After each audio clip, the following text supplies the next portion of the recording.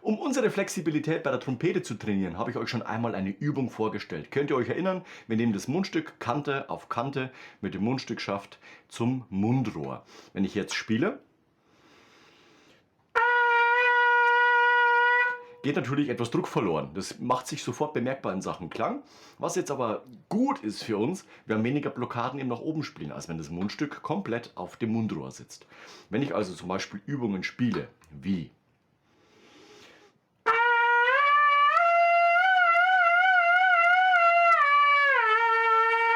habe ich eine kleine Vorübung zu dem, was ich jetzt mit dem festsitzenden Mundstück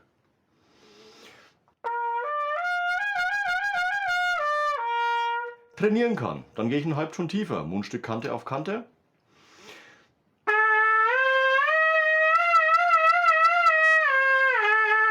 Wieder Mundstück drauf.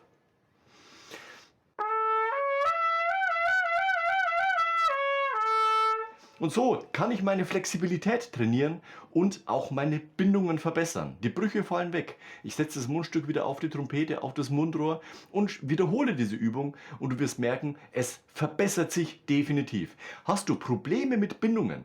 Diese Übung mit Mundstück Kante auf Kante kann dich hier sehr viel weiterbringen. Und was noch ein Riesenvorteil ist, wenn Mundstück und Mundrohr Kante an Kante positioniert sind, wir trainieren automatisch unser Gehör. Das heißt, auch unsere Töne, die wir dann auf der Trompete spielen, sind nicht irgendwo oder Naturtöne eben mit Null nach oben oder was auch immer, sondern wir haben sie vorher schon einmal gehört und können das jetzt auf unser Trompetespiel übertragen und automatisch verbessert sich da auch deine Zielgenauigkeit. Das heißt, im Umkehrschluss auch die Intonation. Das heißt, wir haben eine kleine Übung oder eine zusätzliche Übung mit dem Mundstück Kante auf Kante zu unseren eigentlichen Bindeübungen, Lip Flexibilities, haben jetzt +1 diese kleine Vorübung und können aber die Qualität unserer Übungen um ein Vielfaches verbessern und unseren Fortschritt beim Trompetespielen einen Schritt nach vorne bewegen. Das heißt, wir verbessern uns in vielfacher Hinsicht und es macht auch noch Spaß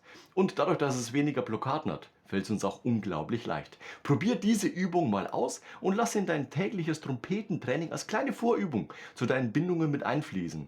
Und schreib gerne in die Kommentare, wie es bei dir funktioniert hat, ob du die Übung schon gekannt hast oder was du machst, um eben Blockaden bei zum Beispiel Bindungen abzubauen. Also am Ende noch ein Like und Abo da lassen. Wir sehen uns nächste Woche zu einem neuen Video rund ums Trompetespielen. Bis dahin, ciao, euer Nico.